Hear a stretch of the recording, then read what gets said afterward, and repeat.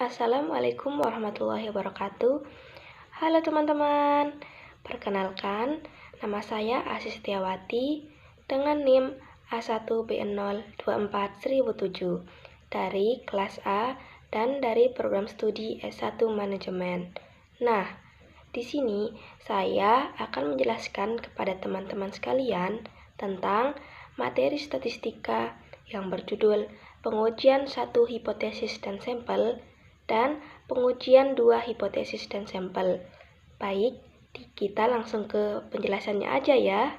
Sebelum kita membahas tentang pengujian hipotesis, kita akan membahas dulu apa itu hipotesis. Hipotesis berasal dari bahasa Yunani, yaitu hypo yang berarti di bawah, dan tesis berarti pendirian, pendapatan yang ditegakkan atau kepastian. Artinya, hipotesis merupakan istilah ilmiah yang digunakan dalam kegiatan ilmiah yang mengikuti kaidah-kaidah berpikir biasa secara sadar, teliti, dan terarah. Jadi, hipotesis itu harus dirumuskan secara sadar, teliti, dan terarah. Ya, selanjutnya, hipotesis adalah dugaan sementara atau satu tipe proposi yang langsung dapat diuji. Jadi, fungsi dari hipotesis itu yaitu untuk dicek apakah kita nanti bisa menerima atau menolak hipotesis tersebut. Selanjutnya, hipotesis. Hipotesis statistik atau disingkat hipotesis adalah satu asersi atau dugaan atau konjektur mengenai satu atau lebih populasi. Hipotesis merupakan pernyataan atau dugaan mengenai ukuran, misalnya rata-rata atau varians yang ada di satu atau lebih populasi. Artinya, hipotesis menduga nilai parameter di satu atau lebih populasi. Biasanya, hipotesis dirumuskan berdasarkan kajian teori dan kerangka berpikir. Pembentukan hipotesis merupakan sebuah proses penalaran yang dilakukan dengan sadar, teliti, dan terarah berdasarkan kajian teori atau studi iterator tentang topik yang akan diteliti. Selanjutnya, pengujian hipotesis. Hipotesis merupakan elemen penting dalam penelitian ilmiah, khususnya penelitian kuantitatif. Hipotesis yang dirumuskan harus bisa menjawab masalah penelitian, sehingga antara hipotesis dan rumusan masalah terlihat keterkaitannya secara konsisten. Hipotesis merupakan jawaban atas masalah secara teoritis atau jawaban sementara yang masih perlu diuji kebenarannya melalui fakta-fakta. Uji hipotesis. Prosedur yang berisi sekumpulan aturan yang menuju kepada suatu keputusan apakah akan menerima atau menolak hipotesis mengenai parameter yang telah dirumuskan sebelumnya. Pentingnya merumuskan hipotesis. Ada 3. Pertama, hipotesis dapat dikatakan sebagai piranti kerja teori. Hipotesis ini dapat dilihat dari teori yang digunakan untuk menjelaskan permasalahan yang akan diteliti. Misalnya, sebab dan akibat dari konflik dapat dijelaskan melalui teori mengenai konflik. Kedua, hipotesis dapat diuji dan ditunjukkan kemungkinan benar atau tidak benar. Ketiga, hipotesis adalah alat yang besar dayanya untuk memajukan pengetahuan karena membuat penelitian dapat keluar dari dirinya sendiri. Artinya, hipotesis disusun dan diuji untuk menunjukkan benar atau salahnya dengan cara terbebas dari nilai dan pendapatan peneliti yang menyusun dan mengujinya. Fungsi hipotesis. Fungsi hipotesis itu ada 5. Yang pertama, untuk menguji teori. Yang kedua, mendorong munculnya teori. Yang ketiga, menerangkan fenomena sosial. Yang keempat, sebagai pedoman untuk mengarahkan penelitian. Yang kelima, memberikan kerangka untuk menyusun kesimpulan yang akan dihasilkan. Faktor yang harus diperhatikan dalam menyusun hipotesis ada 3. Yang pertama, hipotesis disusun dalam kalimat deklaratif, yaitu kalimat tersebut bersifat positif dan tidak normatif. Yang kedua, variabel. Yang dinyatakan dalam hipotesis adalah variabel yang operasional, dalam arti dapat diamati dan diukur. Yang ketiga, hipotesis menunjukkan hubungan antara variabel-variabel. Jenis hipotesis. Di dalam statistika, hipotesis dibagi menjadi dua, yaitu hipotesis nol hipotesis, dan hipotesis alternatif hipotesis. Hipotesis nol. Nah, hipotesis nol biasanya simbolnya adalah HO atau H0 yang menyatakan tidak adanya perbedaan atau kolerasi. Nah, ciri dari hipotesis nol biasanya memuat tanda sama dengan, lebih besar sama dengan, atau kurang dari sama dengan. Jadi ada sama dengannya ya. Hipotesis alternatif. Kebalikannya dari hipotesis nol. Kalau sama dengan berarti tidak sama dengan. Kalau lebih besar sama dengan berarti kurang dari. Dan kalau kurang dari sama dengan berartinya lebih dari. Jadi, karena aturan ini, maka hipotesis yang kita ajukan biasanya disimpan di H1 atau di hipotesis alternatif. Saat penelitian, pada umumnya peneliti berkeinginan menolak hipotesis nol. 3 tipe pasangan hipotesis. Yang pertama tipe A, 2 pihak atau 2 ekor. Yang kedua tipe B, 1 pihak kanan. Yang ketiga tipe C, 1 pihak kiri. Mengenai suatu rata-rata atau satu sampel, di tipe A, H0 mu sama dengan C, H1 mu tidak sama dengan C. Di tipe B, H0 mu kurang dari C, H1 mu lebih dari C. Di tipe C, H0 mu 1 lebih dari C, H1 mu kurang dari C. Membandingkan rata-rata 2 sampel. Di tipe A, H0 mu 1 sama dengan mu 2. H1 mu 1 tidak sama dengan mu 2. Di tipe B, H0 mu 1 kurang dari mu 2. H1 mu 1 lebih dari mu 2.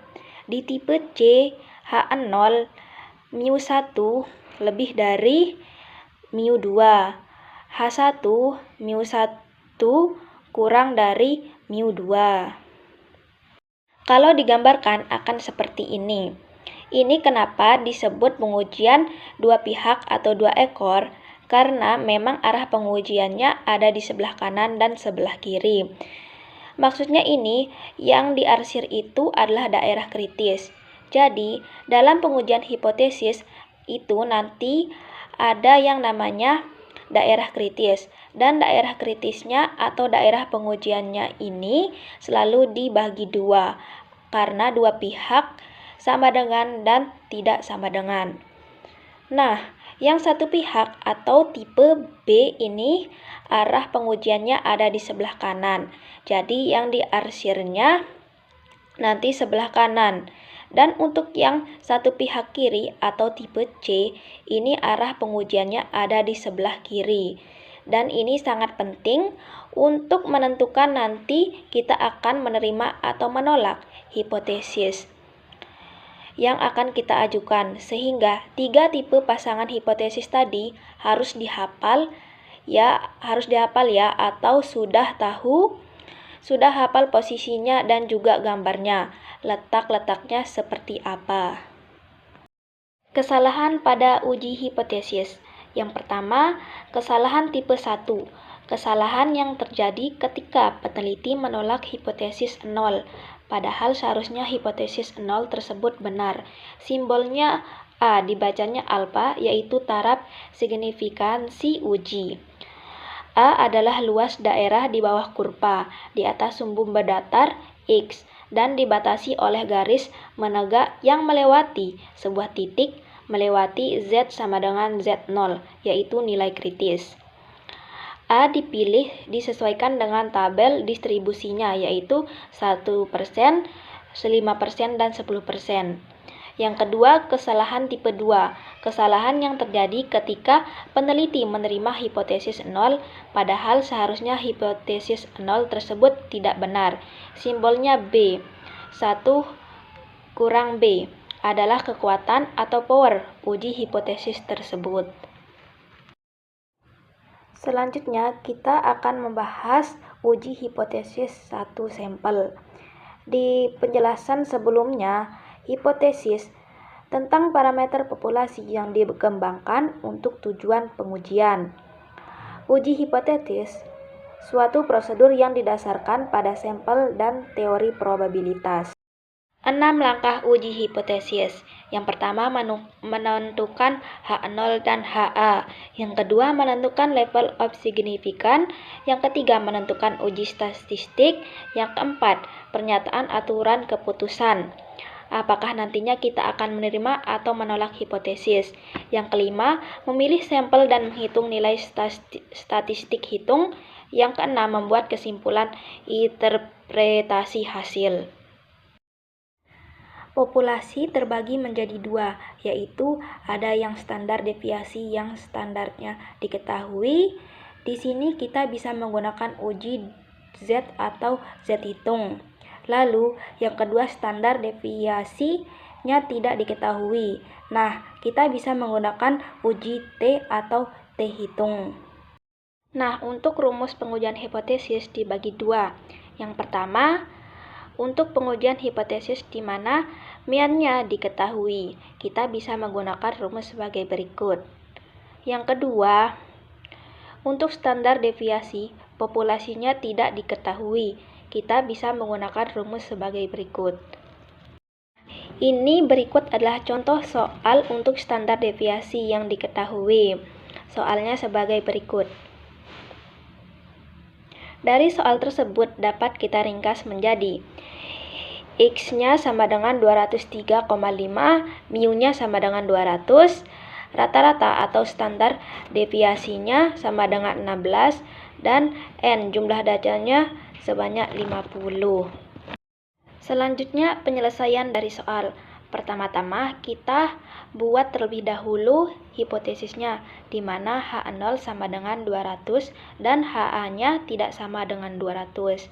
Maka kita bisa menggunakan uji Z untuk perhitungannya.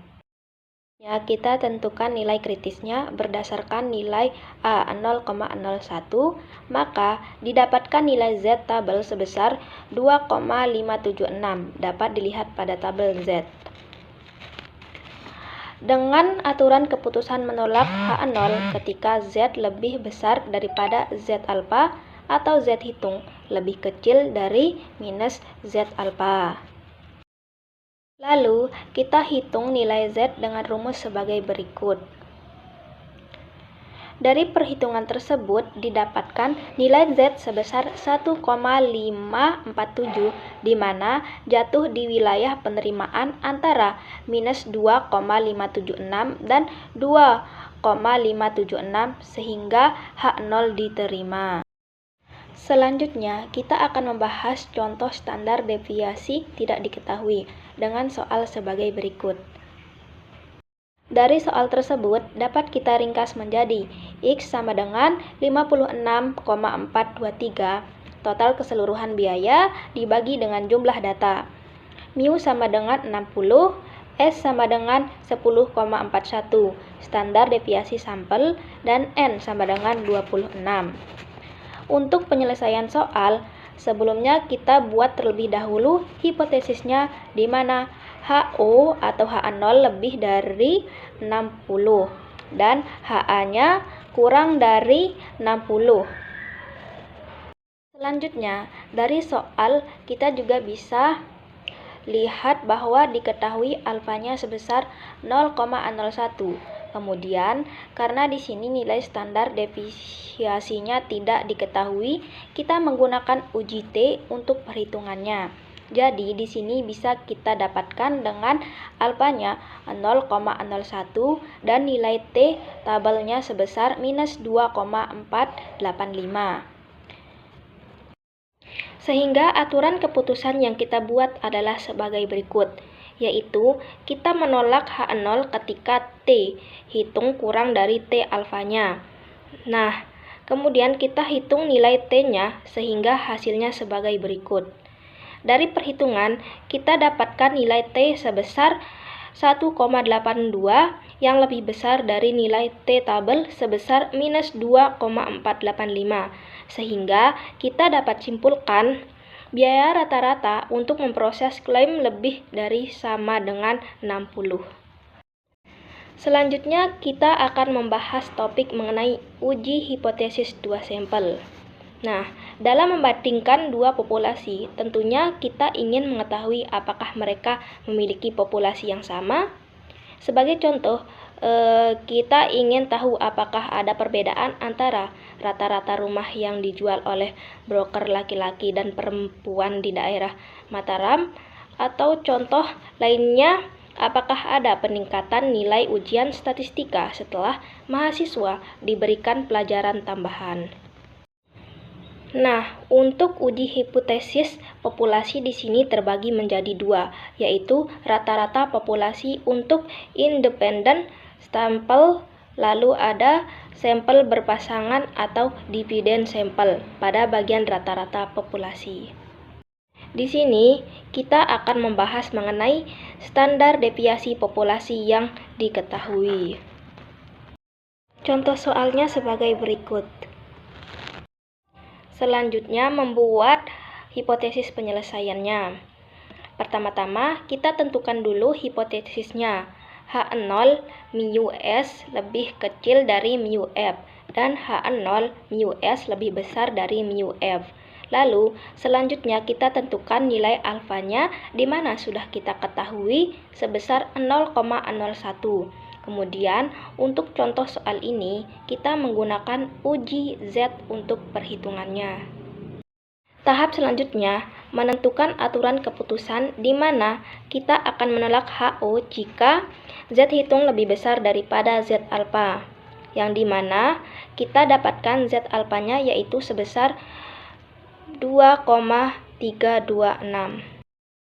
Tahap selanjutnya, kita akan lakukan perhitungan Z hitung sesuai dengan rumus sebagai berikut. Dari hasil perhitungan tersebut, kita dapatkan nilai Z hitung sebesar 3,123 yang lebih besar dari nilai Z tabel sebesar 2,326, maka keputusannya H0 ditolak. Selanjutnya, untuk contoh soal sampel berpasangan dengan soal sebagai berikut. Nah, seperti biasa, hipotesis penyelesaiannya, pertama, kita membuat hipotesisnya, yaitu H0 mu sama dengan 0, dan HA-nya mu tidak sama dengan 0. Lalu, kita tentukan nilai alfanya yang dimana diketahui bahwa level of signifikannya adalah sebesar 0,05 dan menggunakan uji T untuk perhitungannya. Tahap selanjutnya, di mana kita tentukan aturan keputusan di mana kita menolak H0 jika T hitung lebih besar daripada T tabel atau T hitung lebih kecil dari minus T tabel, di mana T tabel yang kita dapatkan sebesar 2,262. Kemudian kita hitung nilai T hitungnya sehingga hasilnya sebagai berikut. Dari perhitungan didapatkan nilai T sebesar 3,305 yang lebih besar dari nilai T tabel sebesar 2,262, sehingga H0 ditolak. Kesimpulannya, terdapat perbedaan rata-rata dalam membuat nilai taksiran tersebut.